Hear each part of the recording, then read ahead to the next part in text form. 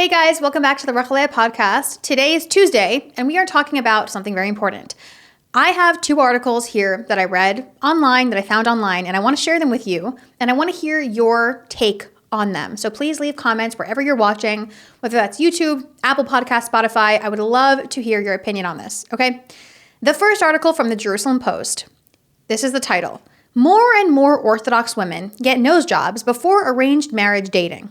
Okay, that's the title of the first one from the Jerusalem Post. The title of the second article is from Forbes.com, and it's similar. It reads, Why Women Who Dress Modestly Are Getting Cosmetic Surgery. So they're similar, but they're different. They're similar because they're both talking about Orthodox Jewish women and how they are getting lots of work done more than ever before. The first article we're going to be focusing on more. It is particularly disturbing to me because it's about how young Orthodox Jewish women, in preparation for Jewish dating, it's called shidduch dating, which is like matchmaking dating. It's how I dated. That's how I found my husband. In preparation for this Jewish kind of dating and Jewish marriage, what are they doing? They're getting nose jobs. That is their prep. That's their preparation for getting married. Okay, I'm interested in this because I love talking about women. I love women in general. I think we're these amazing creations. We have so much to offer. And when you study female history, like the history of women, there's always been this like blockage where like our outsides, the way we look, has gotten the better of us. What does that actually mean? I think that what we're seeing in the world right now is an obsession with what we look like, and it's getting in the way of us living complete, happy, healthy lives. Dennis Prager the other day was talking about how women today are more unhappy than they were during the Great Depression. I'm not joking. Dennis Prager actually said that. The unhappiness women felt during the Great Depression because they didn't have food and like the world was falling apart was nothing compared to how unhappy women are today. I think women are unhappy today because we're living for the wrong things. Anytime anyone lives for something that's not real, it's not what you should be living for, it leads to depression. It leads to like a deep, not even depression, like a deep dissatisfaction with being alive. You become miserable. Now, this is interesting to me because cosmetic procedures, plastic surgery, which I want to talk about in a minute, it's already taken over the secular world. Like everywhere I go, I see girls, young girls, let's say 17, 18, young women, let's say, with like ginormous lips. And nobody has any lines anymore in their faces. And I wonder, I always ask myself, where is this coming from? A lot of people get very upset at me because they say, Rachalea, this is just women being empowered. This is a form of empowerment. Women just want to look good. I'm not against looking good. I'm wearing makeup right now. I care about the way that I look. But I feel that we're in like an imbalance. Like there's something really like obsessive happening with beauty. And that already took over the secular world. But now I'm interested in these articles because it's creeping its way into the Jewish community. Okay, does that make sense? I don't think this is healthy. I don't think this is normal. And I actually found this to be really, really disturbing. I don't like plastic surgery. And I know that there will be a day when I don't have smooth skin anymore. And maybe I'll be like, damn, why did I say not to get any plastic surgery? Look at my face. It's all wrinkled. I understand that. But I also believe in perseverance and like the human spirit that we women can do hard things. Yeah, aging is hard for everyone, but it doesn't define you. You're not defined by the sagginess of your skin. You're just not. You lived a full life. You have so much more to offer. You have offered so much more than the way you look. Hopefully your husband doesn't love you just because of the way you look. You have more to offer your family, the world, yourself.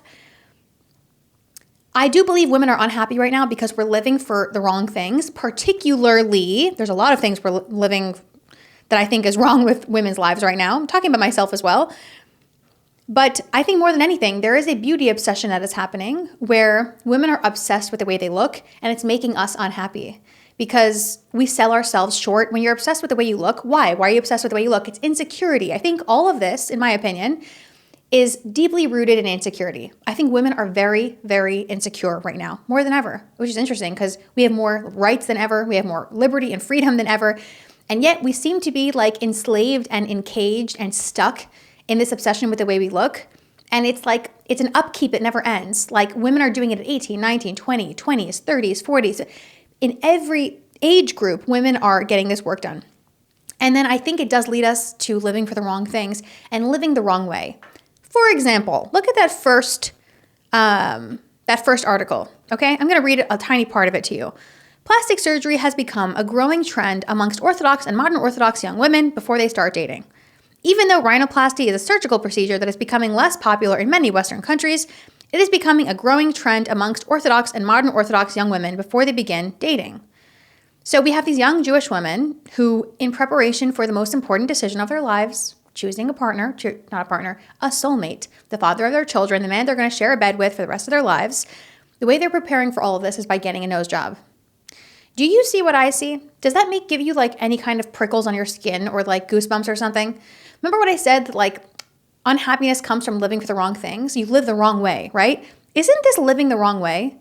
Is this the way that anyone should prepare for dating? Call the Homer, which means how much more so the Jewish nation? You remember when Bilam was this non-Jewish prophet who tried to curse the Jewish people, I believe in the third book of the Torah, and Hashem, God, wouldn't let him curse them. He made Bilam give them a blessing. And Bilam said one of the most beautiful verses in the Torah. He said about the Jewish people, Hein am levadad yishkon, which means the Jewish nation dwells alone. That is one of my favorite verses because we're different, and I believe we have to embrace it. I'm not just saying we look different or whatever it is. We live differently. We were given we saw something at Mount Sinai that kind of imprinted on us, and we have these values that we want to give to the world, but we have to live by them first, right? We're a spiritual people. We're a people of the book. We're not like Greece and Rome. The Maccabees and the Jewish people who were stuck in the Roman Empire and were being occupied. Judea was occupied by Rome. We didn't just not want Greece and Rome, the actual people, to occupy us. We didn't want their culture. We didn't want Hellenism. We didn't want Roman or Greek culture because it opposes what we stand for. It's not just the people who were harassing us. It was the Greek obsession with beauty. It was the Roman obsession with materialism. We said, we have a different message. Go away. Get out of Judea. Get out of our homeland. We don't want you here. The Maccabees didn't want the Greeks in Judea, not just because the Greeks were suffocating us, but because they were infiltrating our culture, our holy spiritual culture. Now, when you think about dating, okay, and Jewish dating, think about Kabbalah, think about Hasidus, think about Jewish values, about two souls coming together, right? That is what Judaism teaches us about dating. That's why, we don't hook up on the first date. We don't sleep together until we're married. It's very serious. You're choosing your soulmate. And actually, you're not even choosing your soulmate. I mean, you have to make the choice. But we're taught that you already are half of someone else's soul. You're just looking for them. It's a very serious thing. And just think about this. In preparation for this serious thing, what are these young Jewish women doing? They are getting nose jobs.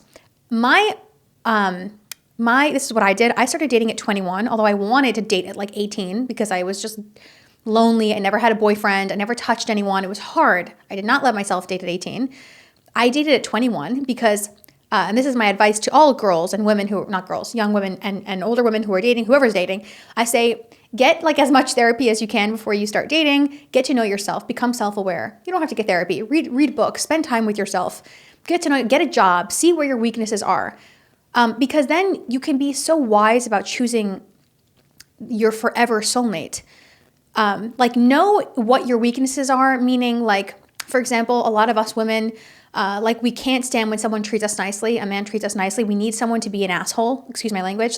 We only like guys that treat us like garbage. I had that problem too. The more a guy made me chase him, the more it turned me on. And I said to myself, we're not dating. I'm not dating until I'm fully aware of that. Not that I can control it all the way, but that was my preparation for dating. Rachelea, get to know yourself. Then when my husband came on the scene, he treated me like a queen, and I accepted it. And it was hard. There were things that were hard or difficult, or intimacy. A lot of women, we get icked out from men treating us well or being intimate with us. I mean, emotionally and mentally. So we kind of push them away and we say no to good guys. Kind of the same thing I was saying before. I always tell women in preparation for marriage, work on yourself. Get to know yourself. I think that's a great preparation for the most important spiritual thing you're about to do. Most important decision of your life. But these women, this article is telling us they're not doing that. They're getting nose jobs. They're getting nose jobs. It's the wrong way to live. It's living the wrong way. It's valuing the wrong things. In preparation to meet a man, they're not working on themselves. They're not doing inner work. I believe preparation for marriage should be within. They're not doing that. They're getting nose jobs. Okay? Another thing, again, I'm going to keep returning to this topic, this idea of living for the wrong things because it makes us unhappy. Marriage is this one space, I talked about this morning, where you're supposed to be like accepted for who you are all the way. Like you can be emotionally vulnerable. You could be completely naked, like mentally, emotionally, physically. Like it's the one space in this life where someone just completely chooses you, like the good, bad, the ugly, right? Like you can't hide who you are from your spouse. But they, hopefully, if you're married, they've chosen that. They chose, I don't know, my husband had to choose like my occasional temper, my short fuse, my emotional dysfunction sometimes. He saw that when we were dating. I couldn't keep it. And I actually told him, I actually told him to his face. You don't have to do that. What my flaws were. Can you handle this? I could be very demanding emotionally. Because marriage is like this one space where you don't have to be perfect, where someone sees all of you and they choose you. Now let's go back to what these girls are doing in this article. What are they doing to prepare for this? They're fixing their noses. They're they're destroying that intimacy before it's even there. If a man doesn't want you because your nose is too big, move on. Don't fix the nose. Find a real soulmate. Your soulmate will not reject you because your nose is too big. He just won't. He's just not your soulmate then. But that's what women are doing. Remember, marriage is a spiritual thing where like someone chooses all of you. It's the one place you can be vulnerable. And yet, how are they preparing for this?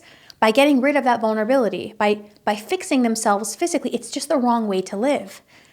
It's the wrong way to live. And like I said before, the Jewish nation, we're different. We should pride ourselves on being different. We have values we want to give to the world that are different.